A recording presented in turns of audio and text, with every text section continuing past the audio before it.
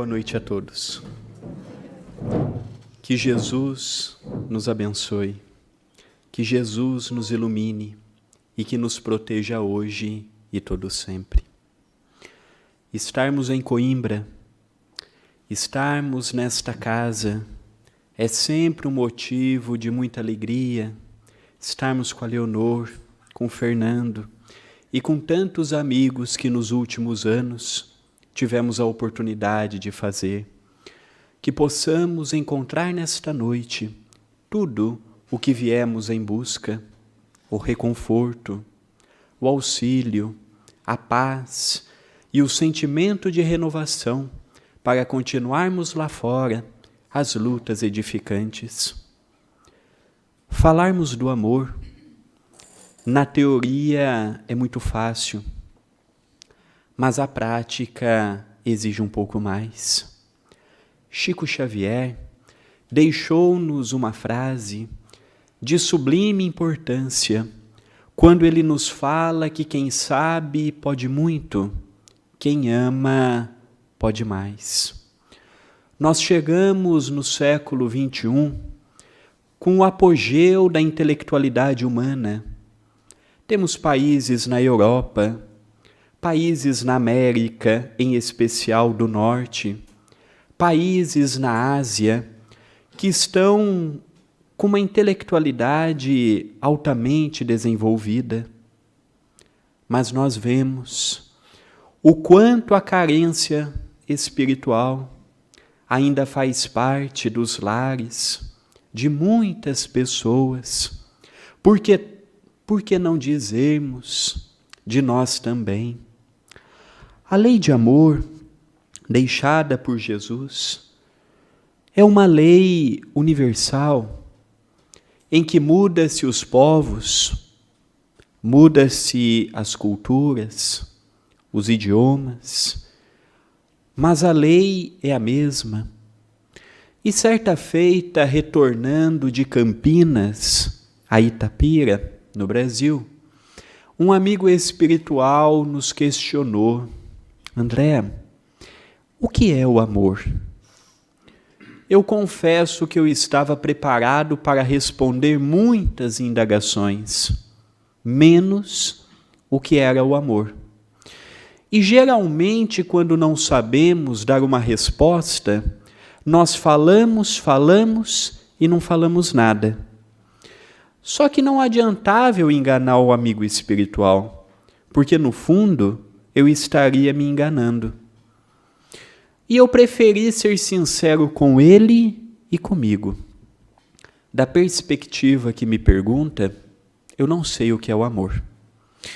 Ele apenas me disse: quando chegar em tua casa, após o convívio com os familiares, pegue o Evangelho segundo o Espiritismo e estude, leia, medite no trecho bíblico que Allan Kardec coloca com o título O Maior Mandamento.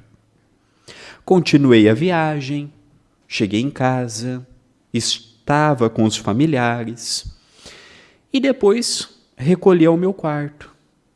Ao pegar o Evangelho segundo o Espiritismo, fui ao sumário e o primeiro impacto que o convite que o amigo espiritual me pediu é que o único texto que Allan Kardec repete por 2 vezes em O Evangelho segundo o Espiritismo é o maior mandamento. Não tem nenhum texto do próprio codificador, nem do Espírito da Verdade, nem de São Luís, nem de nenhum outro espírito que está contido em 2 capítulos diferentes. Aquilo já foi um espanto. Está no capítulo 11, amar o próximo como a si mesmo, e também no capítulo 15, fora da caridade não há salvação.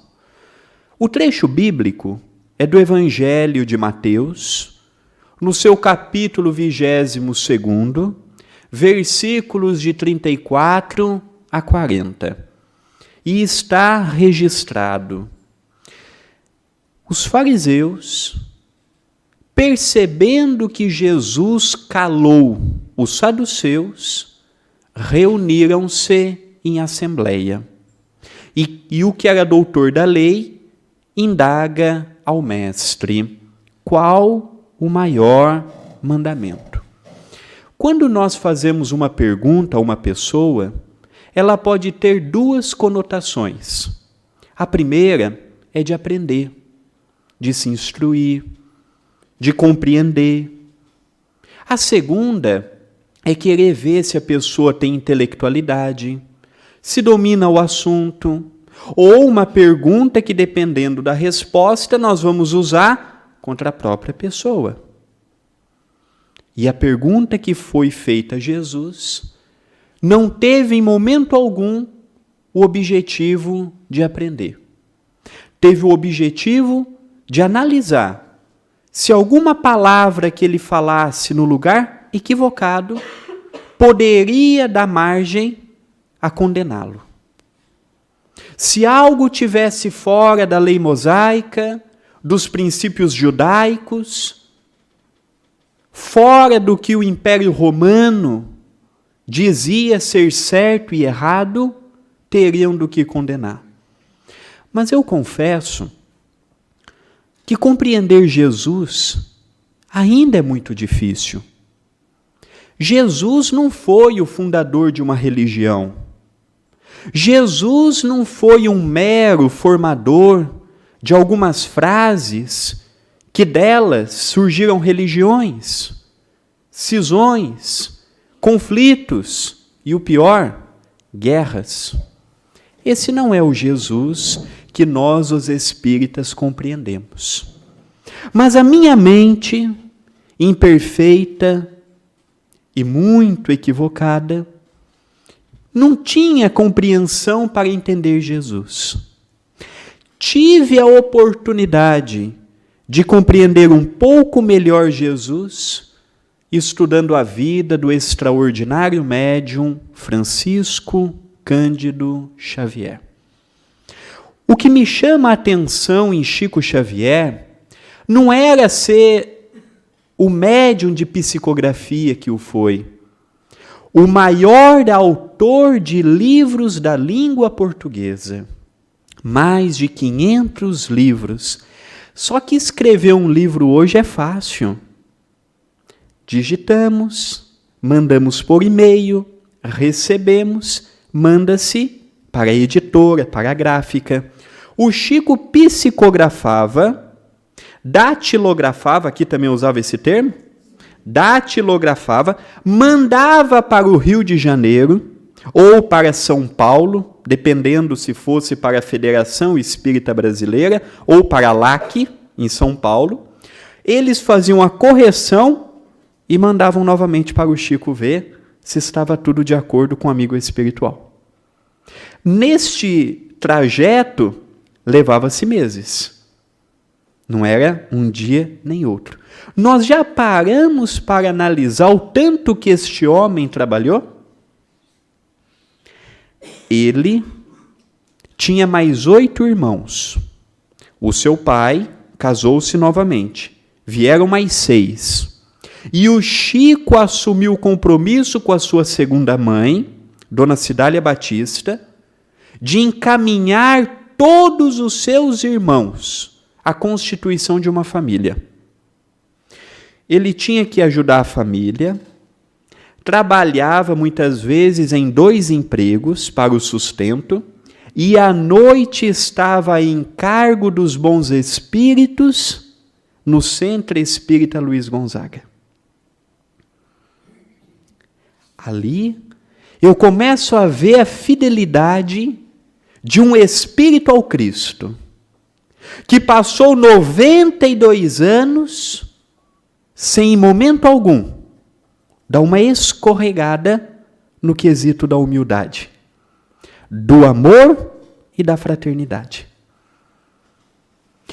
Com ele, na figura de um homem dotado de necessidades e limitações, eu compreendi um pouco melhor quem foi o Cristo. E digo por quê. No ano de 1995, quando meu pai teve a oportunidade de conhecer o Espiritismo, chegou no Espiritismo não pela porta do amor, e sim de um processo obsessivo. Era muito ligado à Igreja Católica, em que tinha muitos vínculos com os jovens, com a Igreja propriamente dito. Mas aquele processo obsessivo, a mediunidade fora de controle, o levou ao Espiritismo. Teve ele a oportunidade de frequentar uma associação que possibilitou visitar Chico Xavier. Meu pai não diz ser amigo de Chico Xavier, porque em 1985 Chico Xavier já não estava no auge de sua saúde física. O Chico recebia como recebia milhares de pessoas. Deu-lhe atenção como deu a muitas pessoas. Deu orientação como deu a todos que lá iam. E na primeira vez que o meu pai vai, um senhor, já de 75 anos de idade, olha para ele pela primeira vez e o diz: como está, Sérgio? Como está a tua noiva, a Soraya? Como está o seu pai, o senhor José? A senhora, sua mãe, Dona Glória? E foi narrando nomes que ninguém conhecia. Aquilo impactou meu pai. Aquilo chamou atenção. Porque uma coisa é eu chamar a pessoa pelo nome, uma coisa é eu falar da família da pessoa. E com detalhes. Meu pai foi embora, muito impressionado. Entrava no magnetismo de Chico Xavier, era diferente.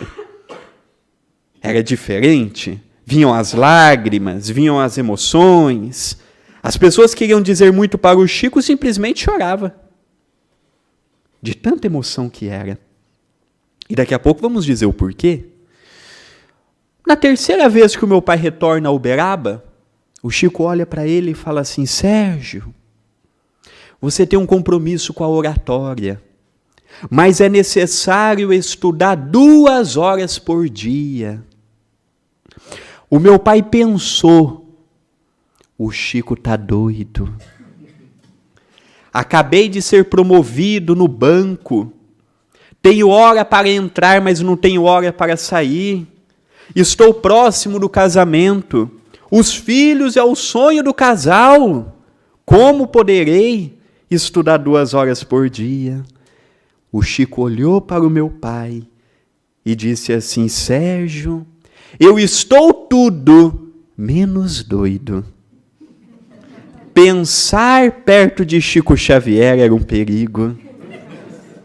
E o mais grave foi o que ele falou na continuidade: durma menos e estude mais. Então, os amigos que me disserem não tenho tempo, serve a recomendação de Chico Xavier.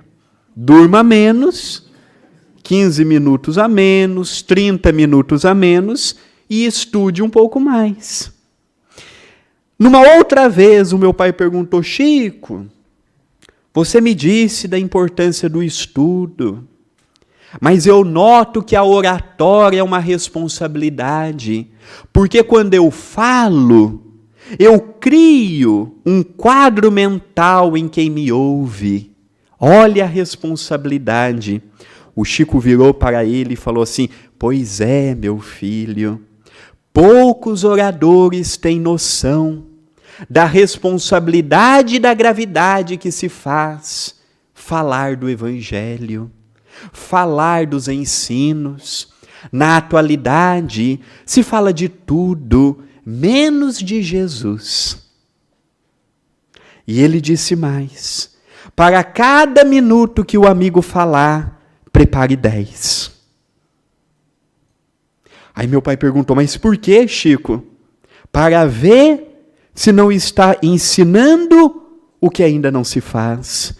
Porque falar é fácil, exteriorizar é o difícil. Essas histórias que eu contei de Chico Xavier, é para ilustrar quem é Jesus.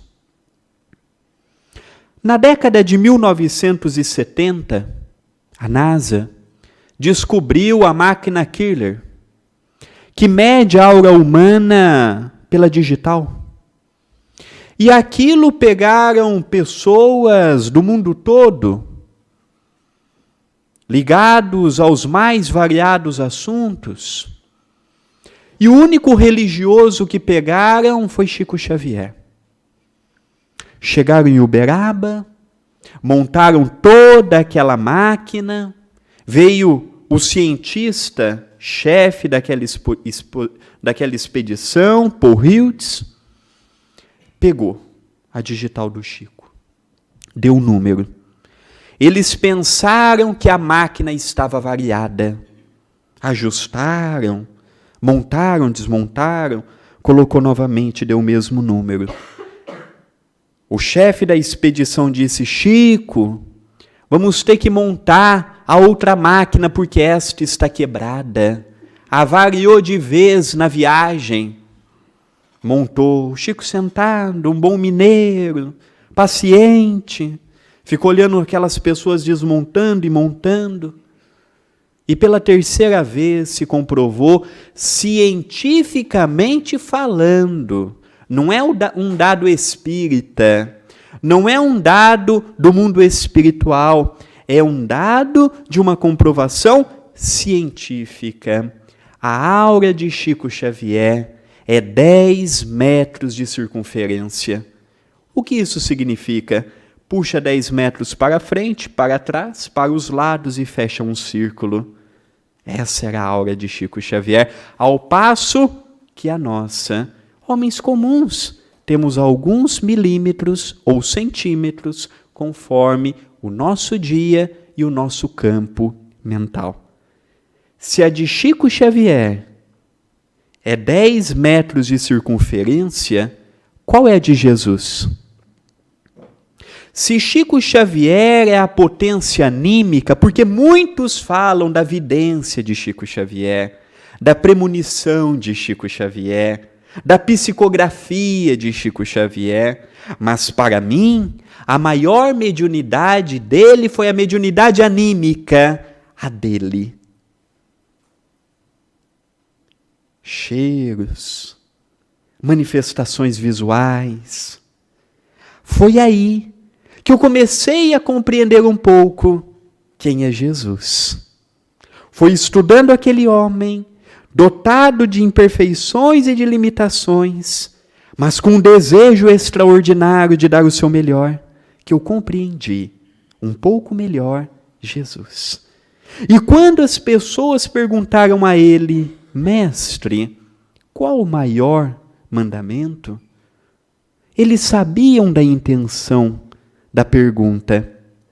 E Jesus nos deixa registrado: amai a Deus sobre todo o seu entendimento, amor e convicção, ou cada tradução coloca um adjetivo, e ame ao próximo como a ti mesmo.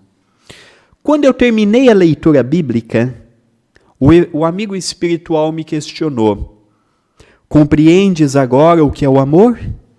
Eu disse: não.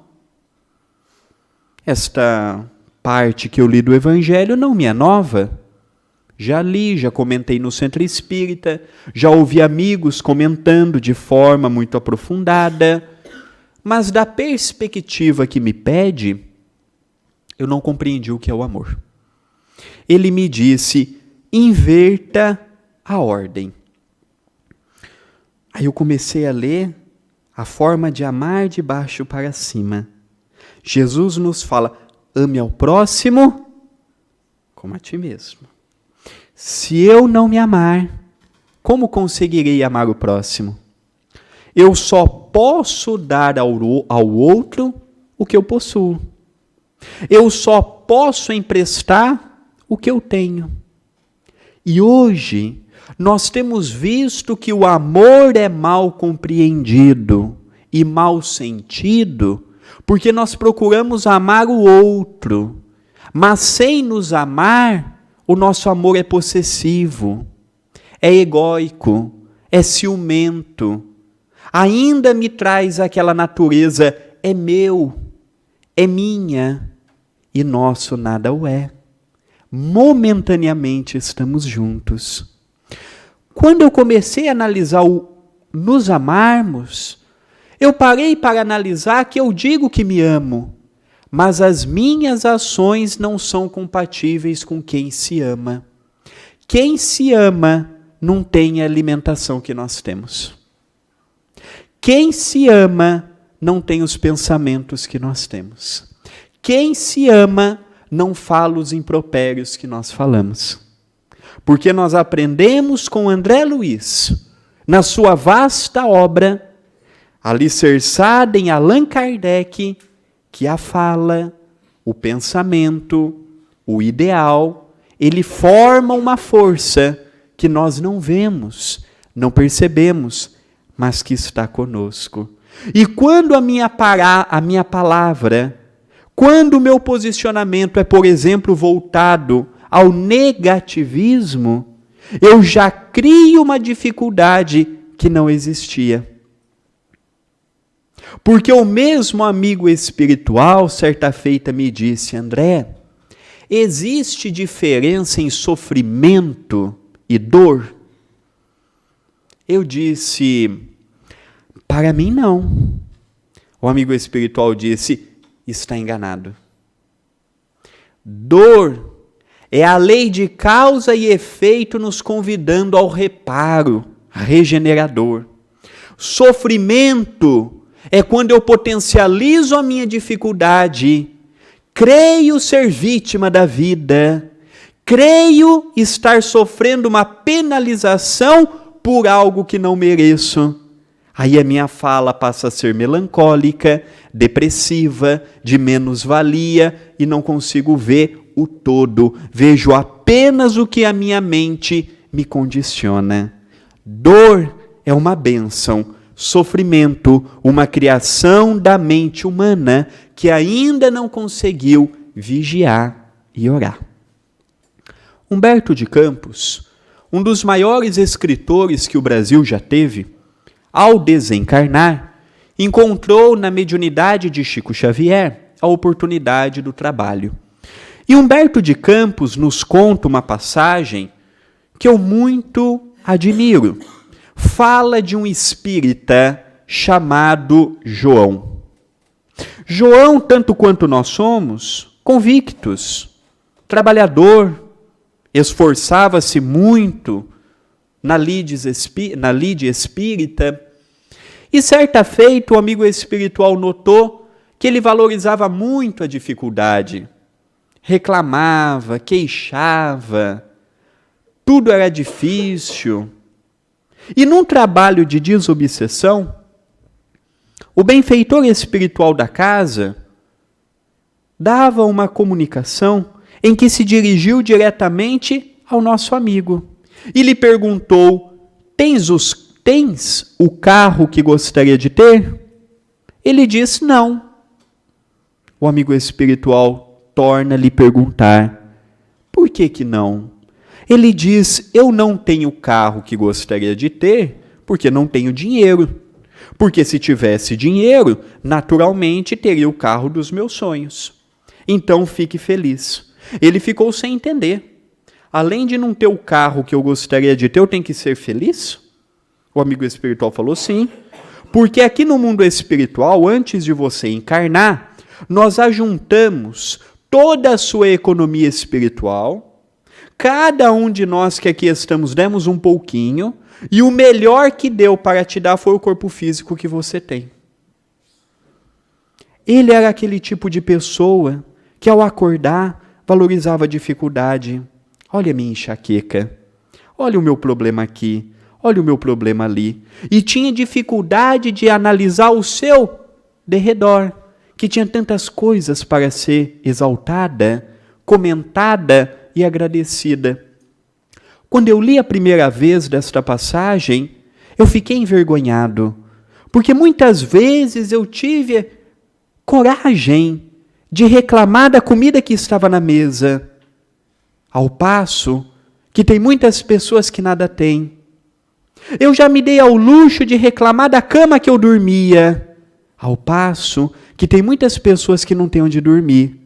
Eu já dei ao luxo de reclamar quando chovia, sendo que tem lugares no Brasil que estão há 1 ano, 2 anos, 3 anos, sem uma gota de água.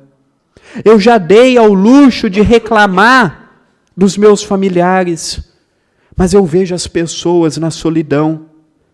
E isso me causou uma certa reflexão, porque nós temos de tudo, mas quando eu analiso o meu dia, de 10 coisas que eu falei, 9 é voltado, 9 ou 10 é voltado para o que eu não tenho. Isso naquele momento me fez indagar, André, o que te falta para ser feliz? Tem um corpo físico que te possibilita andar, te possibilita falar, possibilita caminhar, ir para onde quer. Tem uma família, tem uma casa física e um lar espiritual, um trabalho que te dá o sustento materialmente falando e uma associação que te dá a oportunidade do crescimento espiritual. O que te falta? Eu fiquei com vergonha. E neste momento, me lembrei de Jerônimo de Mendonça. Aos amigos que não o conhecem, do pescoço para baixo, nada mexia. Andava numa cama improvisada, numa carrinha, pelo Brasil todo, levando a mensagem de paz e de amor. Determinada altura, cego dos olhos. Em determinada altura, a dor era tanta no peito que tinha que colocar uma pedra de 8 a 10 quilos. Tem palestras dele no YouTube falando da valorização da vida. E de repente eu olhava para mim e me perguntava, isso é uma pessoa que se ama? Isto é a representação do amor para consigo? E aquilo me causou uma estranheza. Porque eu passei a ver que o amor está em mim, teoricamente falando. Mas quando saio lá fora, é cada um por si, Deus para todos. Se a pessoa do meu lado está passando frio, é problema dela. Se a pessoa do meu lado está passando fome, é problema dele. Se a pessoa está desempregado, ele que se vire. E veio no centro espírita e falo, olá, meus irmãos.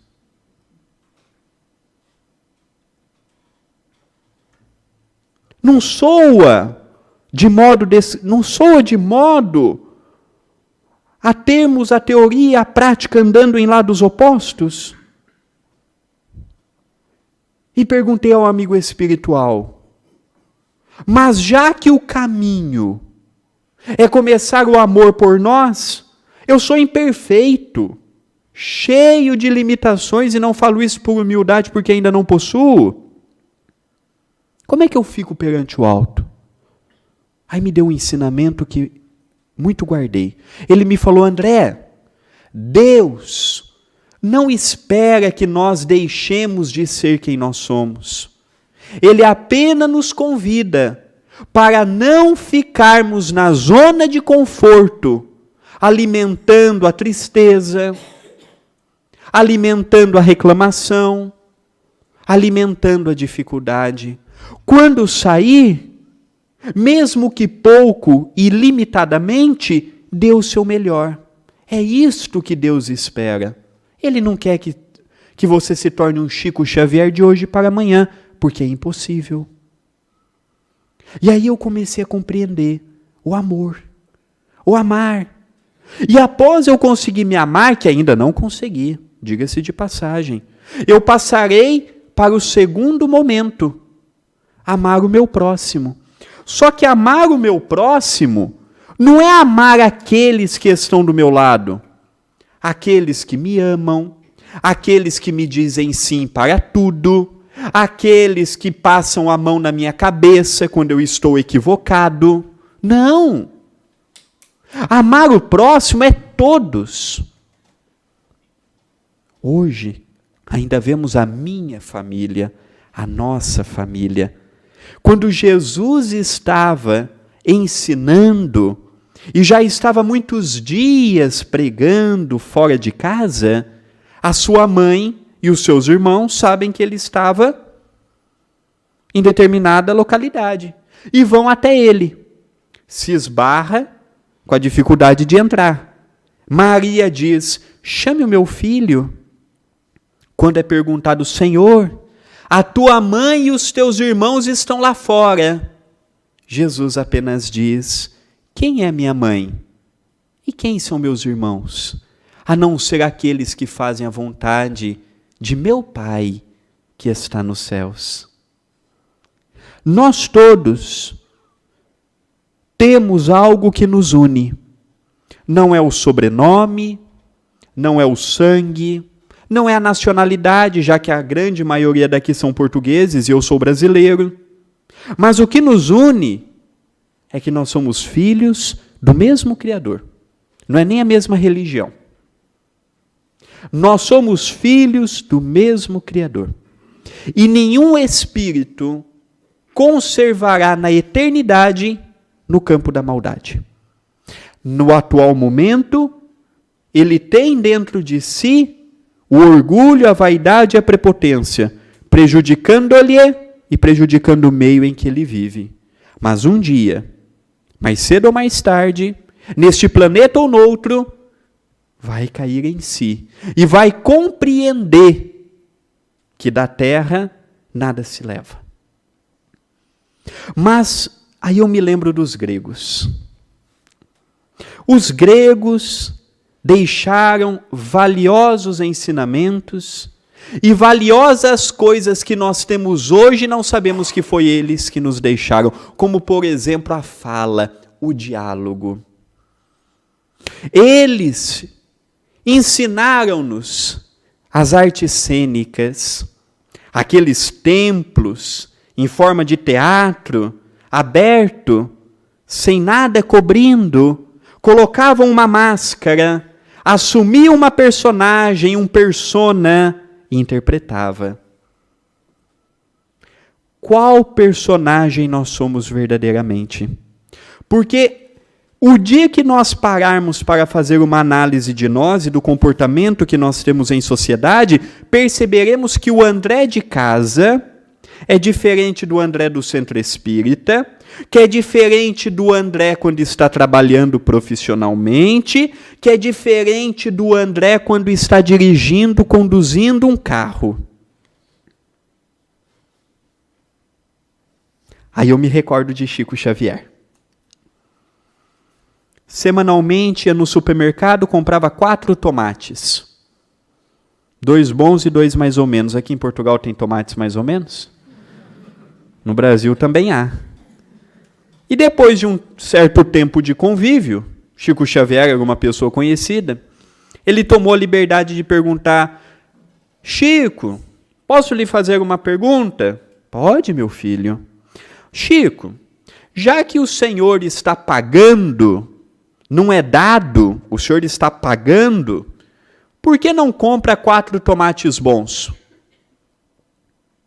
Chico falou: uai, meu filho, para não te dar prejuízo. Porque se eu comprar os tomates bons, quem que vai comprar os outros? Para a salada de hoje, esses 2 está muito bom para hoje e para amanhã. E os bons eu guardo para o restante da semana. Quando eu vou comprar algo, quem é que pensa no dono do supermercado? Eu penso em mim. Olha a forma egoísta. Estou pagando? Não estou pagando? Quero melhor, ué. Nós, desde pequenos, somos incentivados ao materialismo e individualismo e não percebemos. E ensinamos os nossos filhos e os nossos netos sem nos percebermos. Então ele falou: eu compro esses 2, porque para hoje e para amanhã está muito bem. Sendo que às vezes, se ninguém comprar, vai ao lixo. Vai te dar prejuízo. E isso poderá, no final de um ano, ter um funcionário sendo dispensado, Uma família que às vezes sustenta 4, 5 pessoas, desempregado, desempregada. Olha a visão que um espírito do futuro tem das coisas. Olha a maneira de interagir com o próximo. Chegou certa feita um pai, dono de muitas terras, chegou para o Chico e disse assim: Chico, diga à minha filha que o espiritismo é a melhor religião. Se tem uma coisa que eu admiro no Chico, é que o Chico nunca fez distinção do rico e do pobre. Nunca. E ele levantou-se da cadeira, o Chico, e falou assim: minha filha, sem a moça dizer nada, eu sei que você tem um carinho muito grande por Nossa Senhora. O Chico colocou a mão no bolso, os amigos não sabem se era materializado ou real, tirou, é um terço que fala? E falou: eu também sou devoto de Nossa Senhora, de Nossa Mãe. Se o teu coração está na Igreja Católica, continue lá, porque lá será a melhor religião para você. O pai saiu pisando duro e nunca mais voltou. Quantas pessoas no lugar do Chico, porque o homem era muito rico, não ia falar: aqui é o lugar teu. Fique. O Chico não era disso. O teu caminho é lá, porque o teu coração está lá. Será que o nosso coração está aqui? O nosso coração está aqui? Fisicamente eu estou. Nós estamos. Mas e de corpo e alma? Ou só de corpo? Então, olha a preocupação de um espírito do futuro com a visão de não magoar quem estava do seu lado. Eu olho para mim. Se eu vou magoar, se eu não vou, depois eu peço desculpas. Desculpas não é borracha que apaga as coisas que a gente fala. Emmanuel nos fala que a palavra é igual uma flecha. Depois de lançada, não tem como retirar. É muito simples eu falar, eu brigar, e depois falar: eu não estou num bom dia. Só que eu não estive num bom dia ontem, eu não estou num bom dia hoje, e sem ser médium já sei que não estarei no bom dia amanhã. É normal? O meu dia será o que eu desejo. E depois que eu conseguir me amar, amar o meu próximo, sem fazer distinção de sexualidade, cor de pele, ideologia religiosa, conseguir simplesmente amar, sem esperar nada em troca, eu compreenderei quem é Deus. Certa feita, uma amiga nos perguntou, terminando um estudo: André, na tua visão, qual a maior contribuição que o Espiritismo deu? Eu disse: olha, eu não sou a pessoa mais indicada a fazer uma avaliação tão profunda como esta. Mas para mim, a maior contribuição que o Espiritismo deu e vem dando é dar dignidade a Deus. Porque nós fomos habituados a falar com Deus como nós falamos com qualquer outro indivíduo. Ao ponto de tirarmos satisfação. Ou aqui em Portugal não tem esse problema. Ao ponto de fazermos charme. Me dê isto que eu faço aquilo. Ou aqui não tem a barganha. O toma lá da cá. Eu lembro a minha mãe, por exemplo, contando essa história, sempre dou muita risada. André, em véspera de exame na escola, eu acendi a vela para todos os santos, para ver se eu ia bem. Aí eu perguntava: a senhora estudava? Mãe, não.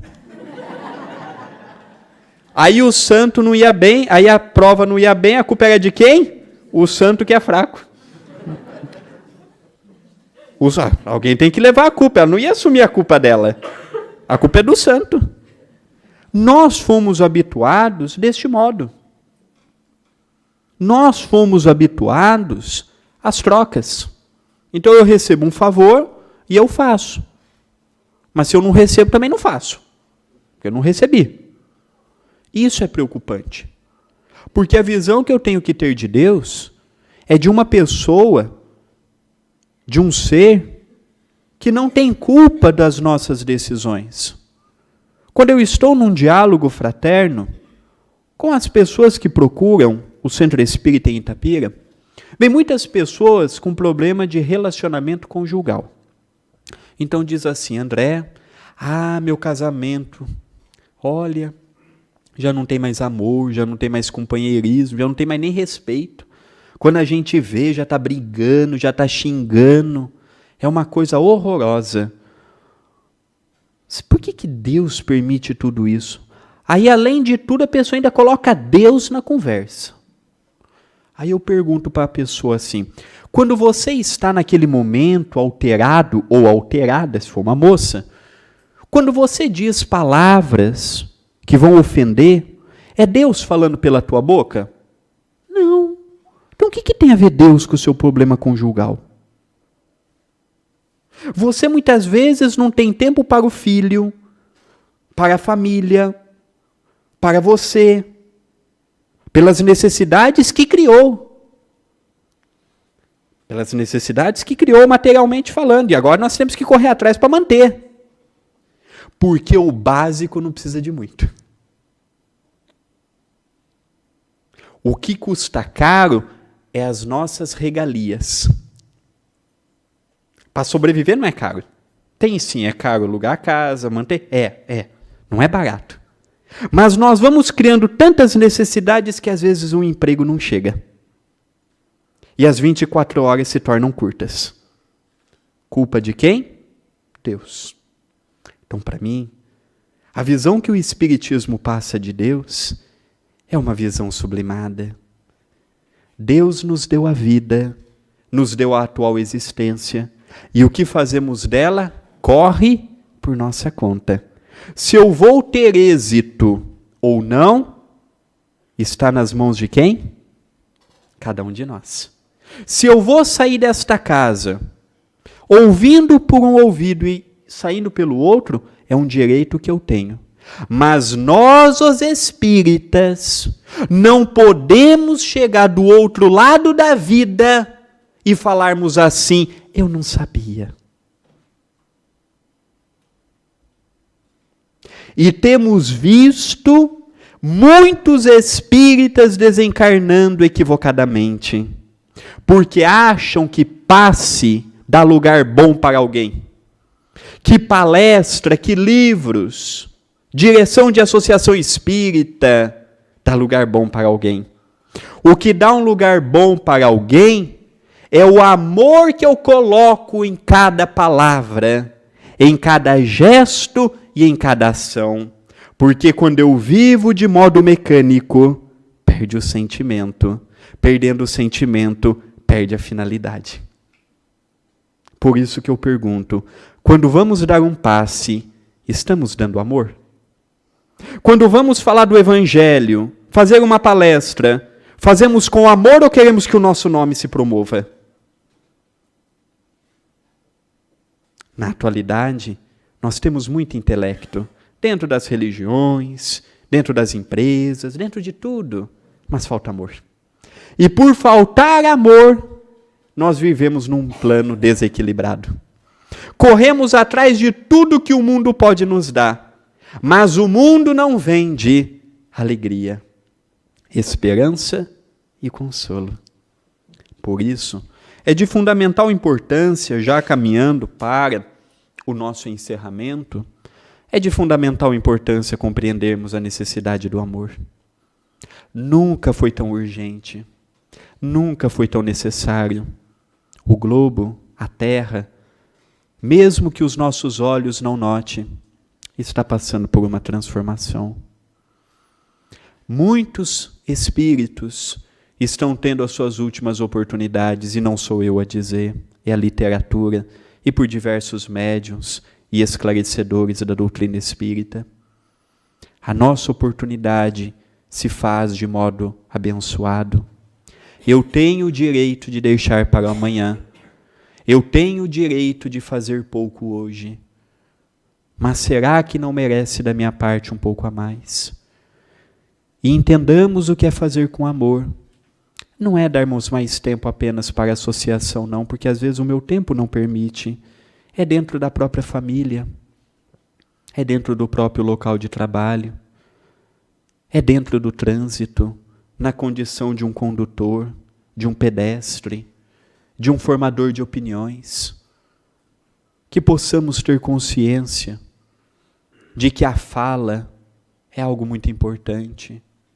Eu tanto posso ajudar, quanto posso contribuir para que uma pessoa agrave nos seus pensamentos de menos-valia, nos seus pensamentos depressivos. Imperfeitos, todos nós somos. Então já não deixaremos de ser. Mas o convite é para nos perguntarmos: estamos dando tudo o que poderíamos dar? Se ainda não estamos dando tudo o que poderíamos dar, não vale a pena nos esforçarmos um pouco mais? Que Jesus nos abençoe, que Jesus nos ilumine, que Jesus nos fortaleça e nos dê a paz e o ânimo, a convicção e a coragem para não esmorecermos mediante as lutas, os conflitos e as dificuldades que chegam até nós. Que Jesus nos abençoe hoje e todo sempre. Muita paz em nossos corações.